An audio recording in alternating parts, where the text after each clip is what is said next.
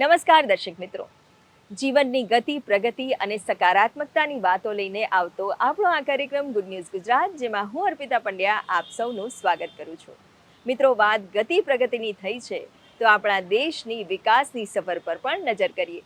પાછલા 12 વર્ષમાં વડાપ્રધાન શ્રી નરેન્દ્રભાઈ મોદીના નેતૃત્વમાં આપણા દેશમાં સકારાત્મક પરિવર્તન આવ્યું છે. કેટલી એવી યોજનાઓ આવી જેણે સામાન્ય માણસના જીવનમાં એક પરિવર્તન લાવ્યું, છેવાડાના વ્યક્તિના જીવનનું ધોરણ ઊંચું આવ્યું.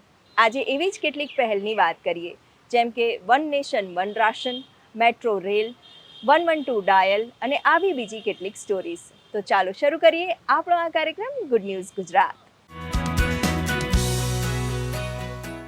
દવાઓ ત્યારે જ આશા બને જ્યારે તે દરેકની પહોંચમાં હોય.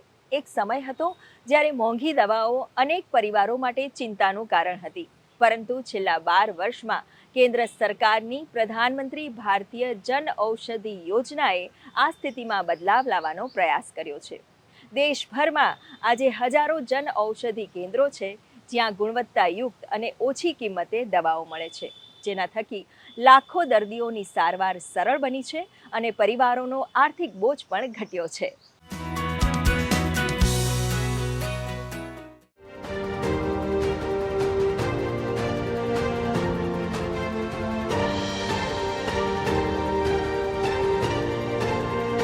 સૌથી મોટી સંપત્તિ ધન નહીં, સ્વાસ્થ્ય છે. અને જ્યારે આ સ્વાસ્થ્ય જાળવવા માટેની દવાઓ સામાન્ય માણસની પહોંચમાં આવે ત્યારે જીવનની અનેક ચિંતાઓ ઓછી થઈ જાય છે. આ જ વિચારને સાકાર કરતી પ્રધાનમંત્રી ભારતીય જન ઔષધિ યોજના આજે કરોડો લોકો માટે આશાનું કેન્દ્ર બની છે. વર્ષ 2015માં શરૂ થયેલી આ પહેલ હેઠળ ગુણવત્તાયુક્ત દવાઓ બજારની સરખામણીએ ઘણી ઓછી કિંમતે ઉપલબ્ધ બની રહી છે, જેના કારણે દર્દીઓને સારવાર સરળ બની રહે છે અને પરિવારોને આર્થિક રાહત પણ મળી રહી છે. છેલ્લા 7 વર્ષથી હું પ્રધાનમંત્રી જન ઔષધિની હું દવા લઉં છું. તેની ગુણવત્તા સારી છે અને તેનું રિઝલ્ટ પણ સારું છે. એ દવા લીધા પછી મને બ્રાન્ડેડ મેડિસિન જેવો જ મને ફાયદો થયો. આથી હું કેટલાય સમયથી હું અહીંયા લઉં છું અને બિલમાં પણ મને રાહત થાય છે. જે બ્રાન્ડેડ મેડિસિન મને 2000 કે 2500નું મારું મહિનાનું બિલ થતું હતું, તે બિલ હવે મને ખાલી 1200-1300 રૂપિયામાં મને મળી જાય છે મારી દવાઓ. અને એ ગરીબો માટે, મધ્યમ વર્ગ માટે પણ સારું છે. તેનાથી ખૂબ ફાયદો છે કે દરેક લોકો જે લોકો કોસ્ટલી મેડિસિન્સ નથી કરી શકતા, બરાબર, એમના માટે જન ઔષધિ કેન્દ્ર સેમ દવાઓ એમને સસ્તા ભાવમાં ઘરે સુધી પહોંચાડી રહ્યા છે. દવાની ગુણવત્તાથી લઈને તેનો પાવર, તેનો આઈપી મોલિક્યુલ બધું સેમ આવે છે. ઉપરથી સ્ટાન્ડર્ડ કંપનીની દવાઓ જે બહાર મોંઘા ભાવમાં વેચાય છે, એ જ વસ્તુ અમારા અહીંયા સસ્તા ભાવમાં મળે છે. આ યોજનાથી જે મધ્યમ વર્ગી લોકો છે, જેનું ડેલી રૂટીન જે રોજ લાવે છે, રોજ ખાય છે, એવા લોકોને પણ આ મેડિસિન સસ્તી અને સારી કંપનીની મળી રહે છે. ઘણા કસ્ટમર અમારે ત્યાં એવા પણ આવે છે કે જેમની કેન્સરની દવાઓ કે કોલેસ્ટ્રોલની, બીપીની, ડાયાબિટીક કેરની દવાઓ, ઇન્સ્યુલિનની દવાઓ બધી મોંઘી પડતી હોય છે. બહાર બજારમાં લેવા જાય તો એ દવાઓ એમને 40% થી 50% મોંઘી પડે છે. અમારે ત્યાં લેવા આવવાના ફાયદા બે છે. પહેલાં તો કસ્ટમરને સેમ દવાઓ મોલિક્યુલવાળી સ્ટાન્ડર્ડ કંપનીની સીધી એમને 70% થી 80%માં મળી રહે છે. અને એ જ દવાઓની ગુણવત્તા જ્યારે એ લોકો બજારમાં લેવા જાય છે ત્યારે જન ઔષધિ કેન્દ્ર કરતાં ભાવ સીધા 3 ગણા થઈ જાય છે. જનરિક જે છે એ ખાસા ટાઈમથી બજારમાં અવેલેબલ હતી, પણ જન ઔષધિ કેન્દ્ર જ્યારથી કાર્યરત થયું છે ત્યારથી કસ્ટમરને જનરિક પ્રત્યે નોલેજ વધી ગયું છે. પહેલાં કસ્ટમર્સને તમે જ્યારે દવા આપતા હતા ત્યારે જનરિક વિશે શું છે, જનરિક વસ્તુ શું છે, એ જ ખબર નહોતી. એક સામાન્ય પરિવાર માટે દર મહિને દવાઓ પાછળ થતો ખર્ચ ઘણીવાર મોટો પડકાર બની જાય છે, ખાસ કરીને ડાયાબિટીસ, બ્લડ પ્રેશર કે અન્ય લાંબા સમયની બીમારીઓમાં. એવા સમયે જન ઔષધિ કેન્દ્રો માત્ર દવા વેચવાનું કામ નથી કરતા, પરંતુ પરિવારના બજેટને પણ સંભાળવાનું કામ કરે છે. જ્યારથી મને પેપર થ્રુ અને લીફલેટ થ્રુ જનધન ઔષધિ કેન્દ્રનું ખબર પડી તો અમે અહીં આગળ આવી, મુલાકાત કરી, અહીંના સ્ટાફ સાથે અમે વાત કરી અને એમને રેફરન્સથી અમે જે મારી દવાઓ હતી એવી સેમ કન્ટેનની દવાઓ એમણે મને અહીંથી પ્રિફર કરીને હું એ દવા લઈ ગયો. અઠવાડિયા પછી હું ફરી પાછી વિઝિટ કરી અને મેં જોયું તો મને રોગમાં મારું જે હતું એ નિયંત્રણ હતું. પેલી જે દવા લેતો હતો એ દવા અને આ દવામાં કોઈ મોટો ફેરફાર હતો નહીં. અને સૌથી મોટો ફેરફાર જે પડ્યો એ આર્થિક રીતે મને પડ્યો કે જે દવા મારી 15 દિવસની 2500 થી 2800 રૂપિયાની આવતી હતી એ મારા આખા મહિના દરમિયાનની મારી 1200 રૂપિયાની દવા થઈ ગઈ. જ્યારે અમારે ત્યાં કસ્ટમર આવે છે એવા કસ્ટમર આવે છે કે જે લોકો એક દિવસની પણ મેડિસિન અફોર્ડ નથી કરી શકતા અને અહીંયા આવ્યા બાદ એ લોકો મહિનાની મેડિસિન લઈ જાય છે, ત્યારે જે એમના પ્રત્યેનો ભાવ હોય છે એ અમને બહુ સંતોષકારક લાગે છે. સ્વસ્થ ભારત સમર્થ ભારત આ વિચારને સાકાર કરવામાં જન ઔષધિ કેન્દ્રો મહત્વની ભૂમિકા ભજવી રહ્યા છે. દવાઓ પર થતા ખર્ચમાં રાહત, સમયસર સારવારની સુવિધા અને સામાન્ય નાગરિક સુધી આરોગ્ય સેવાઓ પહોંચાડવાનો પ્રયાસ. આ તમામ બાબતો પ્રધાનમંત્રી ભારતીય જન ઔષધિ યોજનાને માત્ર એક યોજના નહીં પણ લાખો પરિવારો માટે આરોગ્યની નવી આશા બનાવી રહી છે. ગુડ ન્યૂઝ ગુજરાત માટે કેમેરામેન લક્ષ્મણ રાજપૂત સાથે ખ્યાતિ વાજપેયી જૈનનો રિપોર્ટ. વડાપ્રધાન શ્રી નરેન્દ્રભાઈ મોદીની દ્રષ્ટિ રહી છે કે ભારત માત્ર ઉપભોક્તા નહીં પણ વિશ્વ માટે ઉપાયો શોધનાર દેશ બને અને એટલા માટે જ શરૂઆત થઈ આઈ ક્રિએટની. International centre for entrepreneurship and technology I create જે લાખો યુવાનોના સપનાને નવી દિશા આપી રહ્યું છે. અહીં artificial intelligence, green energy, deep tech અને આધુનિક ટેકનોલોજી આધારિત સ્ટાર્ટઅપ્સ તૈયાર થઈ રહ્યા છે જે આત્મનિર્ભર ભારત અને ઇનોવેશન આધારિત અર્થવ્યવસ્થાને નવી દિશા આપી રહ્યા છે. ચાલો તમને જણાવીએ આ વિશેષ સ્ટોરીમાં કે કેવી રીતે આઈડિયાઝ પરિવર્તિત થઈ રહ્યા છે વૈશ્વિક ઇનોવેશન્સમાં.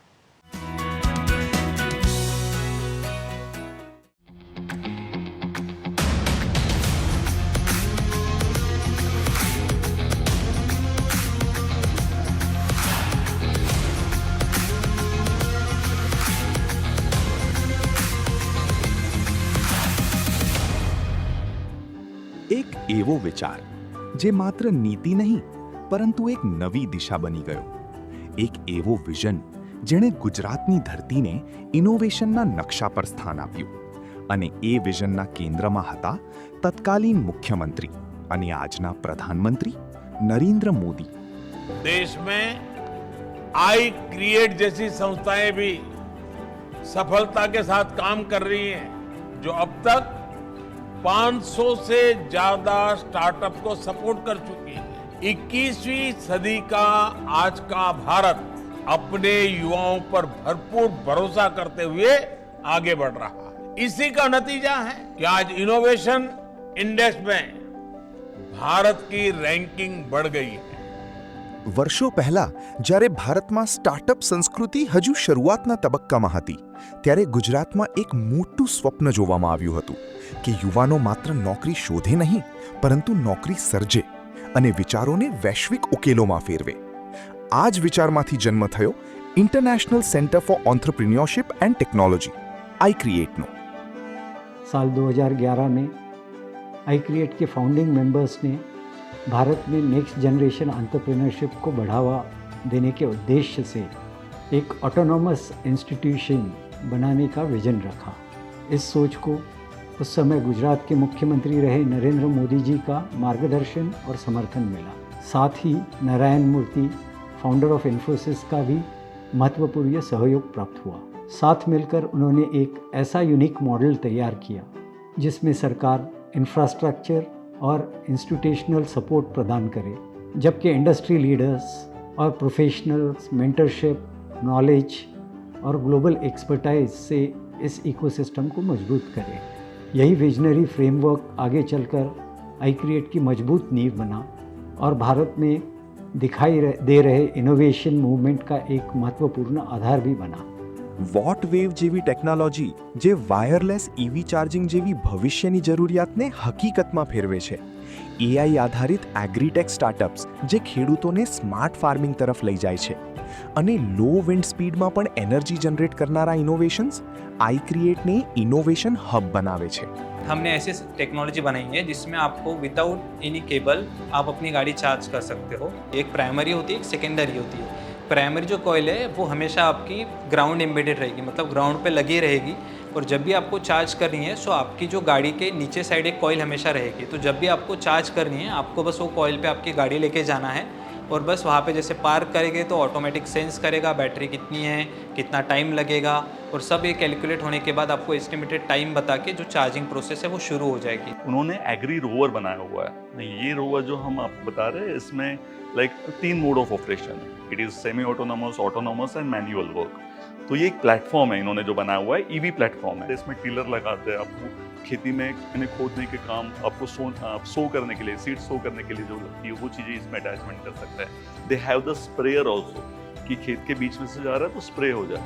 આજે આઈ ક્રિએટ માત્ર એક ઇનોવેશન સેન્ટર નથી, પરંતુ એક સ્ટાર્ટઅપ એક્સેલરેટર છે, જ્યાં વિચારોને દિશા મળે છે, ટેકનોલોજીને પ્લેટફોર્મ મળે છે અને યુવાનોને વૈશ્વિક સપના જોવા માટે પાંખ મળે છે।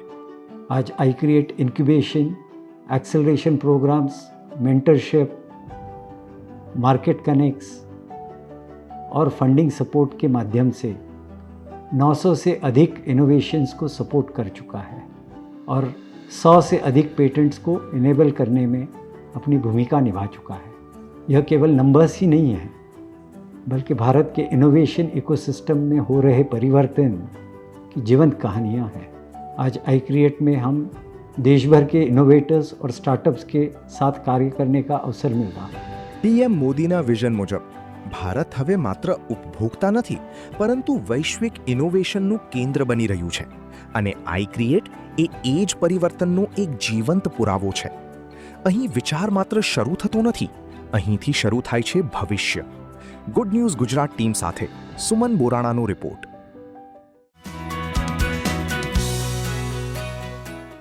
એક સ્વપ્ન જે વર્ષો પહેલા જોવામાં આવ્યું અને આજે અમદાવાદના લાખો લોકોના રોજિંદા જીવનને સરળ બનાવી રહ્યું છે। અમદાવાદની ગતિને નવી દિશા આપતી મેટ્રો રેલ માત્ર પરિવહનનું સાધન નથી, પરંતુ વિકાસ અને વિશ્વાસનું પ્રતીક બની ગયું છે। કેવી રીતના એક વિઝન ગુજરાતના શહેરોને વધુ આધુનિક અને કનેક્ટેડ બનાવી રહ્યું છે અને કેમ મેટ્રો રેલ છે લોકોની પહેલી પસંદ, આવો જાણીએ આ ખાસ સ્ટોરીમાં।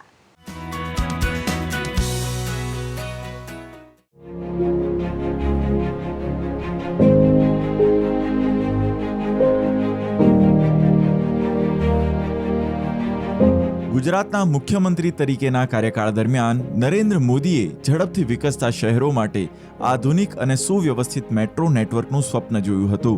અમદાવાદ જેવા મહાનગરને ભવિષ્યની જરૂરિયાતો માટે તૈયાર કરવા તેમણે જે દ્રષ્ટિ રજૂ કરી હતી તે આજે હકીકતમાં પરિવર્તિત થઈ ચૂકી છે। उनका ये स्पष्ट दृष्टिकोण था कि जहाँ पे इसका जो मेट्रो का फ़ायदा है वो अधिक से अधिक जो समाज के गरीब एवं वंचित परिवार के लोग हैं उनको मिले, तथा जहाँ पे तंग सड़कें हैं, गलियाँ हैं, जहाँ पे कि ट्रैफिक कंजेशन होता है और यातायात में दिक्कत होती है, वहाँ पे ये मेट्रो का नेटवर्क किया जाए। शीघ्र ही उन्होंने 40 किलोमीटर लंबाई का एक मेट्रो प्रोजेक्ट अहमदाबाद फेज 1 स्वीकृत करवाया। साल 2014 से पहले देश में केवल 5 शहरों में 248 किलोमीटर का नेटवर्क था, जो अब 21 शहरों में 1000 किलोमीटर से भी अधिक का हो चुका है। यदि वैश्विक स्तर पर हम बात करें तो भारत दुनिया का तीसरा सबसे बड़ा मेट्रो नेटवर्क का देश बन चुका है। चालू परियोजनाओं के पूरा होने पे भारत जल्दी ही दूसरे स्थान पे पहुंच जाएगा। 28 किलोमीटर अहमदाबाद फेज़ 2 तथा 40 किलोमीटर सूरत की भी मेट्रो नेटवर्क की स्वीकृति प्रदान की गई।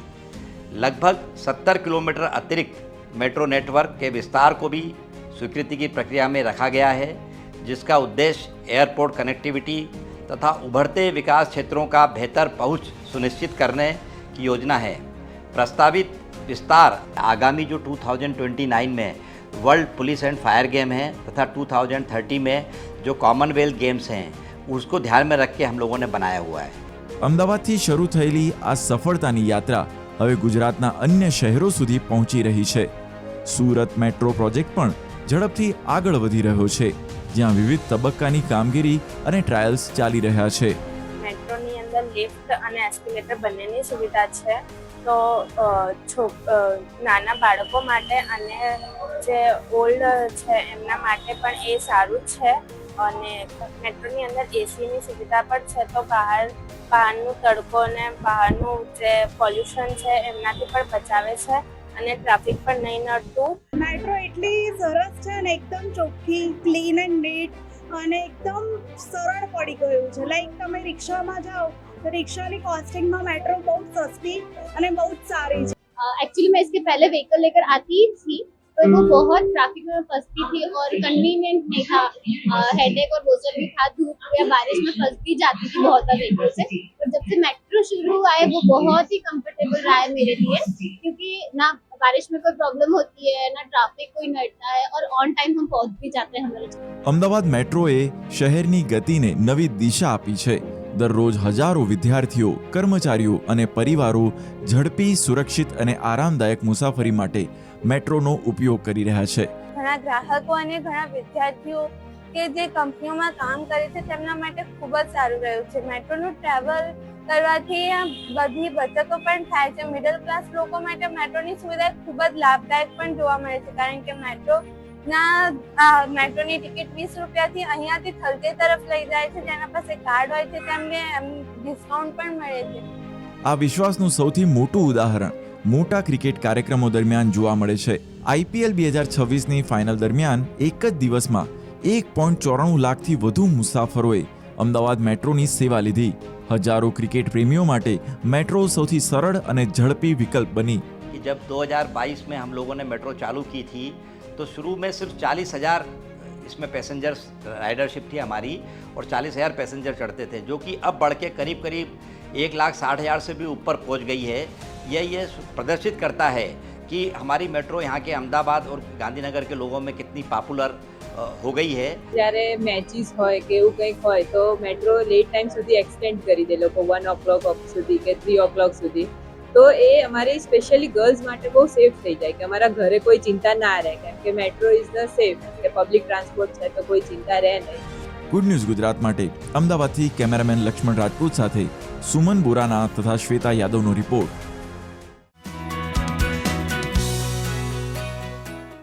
એક સમય હતો જ્યારે કાંગ, કોદરી, રાગી જેવા મિલેટ્સ આપણા રોજિંદા આહારનો હિસ્સો હતો, પરંતુ સમય જતાં આ અનાજની જગ્યા આપણી થાળીમાંથી ભૂસાવા લાગી.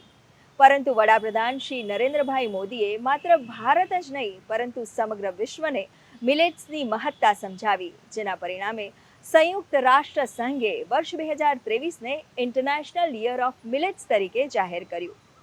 અને આજે શ્રી અન્ન તરીકે ઓળખાતા આ મિલેટ્સ ખેડૂત, જમીન, આરોગ્ય અને પર્યાવરણના સંરક્ષણમાં મહત્વની ભૂમિકા ભજવી રહ્યા છે.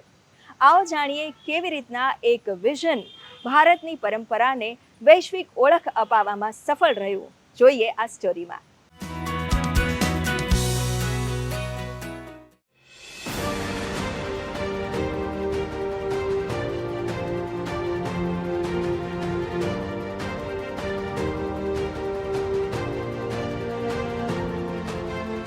એક સમય હતો જ્યારે આપણા પૂર્વજો માટે મિલેટ્સ માત્ર અનાજ નહોતું, પરંતુ જીવનશૈલી હતી, સ્વાસ્થ્યનું રહસ્ય હતું અને પ્રકૃતિ સાથેનો સંબંધ હતો. પરંતુ આધુનિકતાની દોડમાં આપણે આ દેશી સુપરફૂડને ભૂલી ગયા અને કદાચ એટલા માટે જ વર્ષો પહેલા એક દૂરંદેશી વિચાર જન્મ્યો.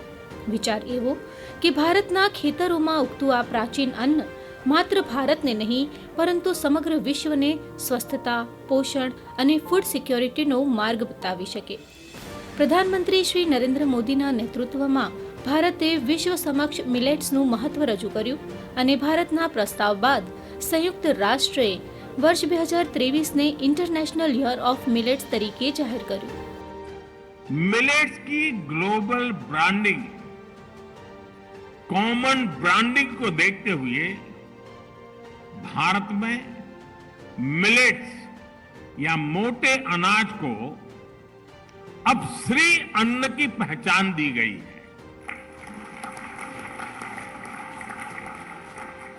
श्री अन्न केवल खेती या खाने तक सीमित नहीं है. जो लोग भारत की परंपराओं से परिचित हैं, वो ये भी जानते हैं कि हमारे यहाँ किसी के आगे श्री ऐसे ही नहीं जुड़ता है. जहाँ श्री होती है वहाँ समृद्धि भी होती है और समग्रता भी होती है. કોઈ પણ દૂરંદેશી નેતૃત્વની ઓળખ એ નથી કે માત્ર અનાજનો વિચાર કરે, પરંતુ આવનારી પેઢીઓના સ્વાસ્થ્ય, ખેડૂતોની સમૃદ્ધિ અને પૃથ્વીના ભવિષ્યને ધ્યાનમાં રાખીને નિર્ણય લે. અને કદાચ એટલા માટે જ પ્રધાનમંત્રીશ્રીએ મિલેટ્સને માત્ર અનાજ તરીકે નહીં, પરંતુ શ્રી અન્ન તરીકે ઓળખ આપી. શ્રી ધાન્ય એટલે મોટા અનાજ, ઝીણા અનાજ, જેનાથી આરોગ્યને ફાયદો છે, ખેતીને ફાયદો છે કારણ કે એમાં પાણી નથી જોઈતું, ખેડૂતને ફાયદો છે કારણ કે પેસ્ટિસાઇડ છાંટવાની જરૂર નથી પડતી, નાની જમીનમાં થાય, મોટી જમીનની જરૂર નથી. તો પક્ષીને ફાયદો, પ્રાણીને ફાયદો, ખેતીને ફાયદો, ખેડૂતને ફાયદો અને આરોગ્યને તો ફાયદો છે જ. પણ મિત્રો, ભારતને ઇકોનોમિકલી સાઉન્ડ બનાવવા તે મોદી સાહેબનું એક હિડન વિઝન છે અને એમાંનું એક છે મિલેટ, જે ભારતની इकोनॉमिक ने जबरदस्त लेवल ले जा सकते हैं. पहले मुझे पता नहीं था, सिर्फ पढ़ाई में आया हुआ था, पर जब से पता चला तो यार इतना सारा फाइबर होता है, ग्लोबल वार्मिंग में खास करके हेल्प करता है क्योंकि पानी कम यूज होता है उसके अंदर, अपनी खुद की हेल्थ के लिए मतलब बॉडी हेल्थ के लिए कितना ज्यादा अच्छा है. मैंने जब से मिलेट्स में कन्वर्ट किया ना तो हेल्थ काफी ज्यादा अच्छी रहती है. मैंने मेरी लाइफ में चेंजेस लाए और मिलेट्स के बारे में जाना और फिर उसको मैंने मेरी लाइफस्टाइल में चेंज किया, जैसे रागी की रोटी लेना एंड बाकी सारी चीजें, एंड मेरे वेट लॉस में न्यूट्रिशन में बहुत हेल्पफुल रहा है. पॉजिटिव मिलेट्स जो है, kodo millet, barnyard millet, dated millet, foxtail millet, ground top millet, इनके बारे में अभी जो अवेयरनेस आ रही है सोसाइटी में, तो हमने इसी को ध्यान में रखते हुए काफ़ी सारे प्रोडक्ट्स बनाए हैं, जिसमें मिलेट नूडल्स है, मिलेट पास्ता है, मिलेट कुकीज़ है, millet nachos are there, millet handvo is there. और ड्यू टू कि जैसे कि अवेयरनेस बढ़ रही है ग्लोबली, तो इसका बेनिफिट ये हो रहा है कि लोगों में भी अवेयरनेस आ रही है, दे आर कंज्यूमिंग. तो इससे लगते हुए बिजनेस अपॉर्चुनिटीज़ भी बढ़ रही हैं. કેટલાક નિર્ણયો માત્ર સરકારની યોજના નથી હોતા, તે ભવિષ્ય માટેનું વિઝન હોય છે અને ઇન્ટરનેશનલ યર ઓફ મિલેટ્સ તેની જીવંત સાબિતી છે. ક્યારેક દુનિયાને નવી દિશા આપવા માટે નવી શોધ કરવાની જરૂર નથી હોતી, બસ પોતાના મૂળ સુધી પાછા ફરવાની જરૂર છે. આ છે એ શ્રી અન્ન, ભૂતકાળની વિરાસત, વર્તમાનની જરૂરિયાત અને ભવિષ્યની તાકાત. ગુડ ન્યૂઝ ગુજરાત માટે અમદાવાદથી ક્ષમા કામદારનો રિપોર્ટ. વડાપ્રધાન શ્રી નરેન્દ્રભાઈ મોદીની કેન્દ્ર સરકારને 12 વર્ષ પૂર્ણ થયા છે, ત્યારે પ્રધાનમંત્રી દ્વારા એવી કેટલીય યોજનાઓ અમલમાં મૂકવામાં આવી જે લાખો લોકો માટે આશીર્વાદરૂપ સાબિત થઈ રહી છે. અને આવી જ એક યોજના એટલે વન નેશન વન રાશન. આ યોજના એવા લોકો માટે ફાયદારૂપ છે જે પોતાના વતનથી દૂર અન્ય રાજ્યમાં વસ્યા છે અને ત્યાં પણ મેળવી શકે છે રાશન. કેવી રીતના આ યોજના તેમને મદદરૂપ થઈ રહી છે, આવો જાણીએ આ સ્ટોરીમાં.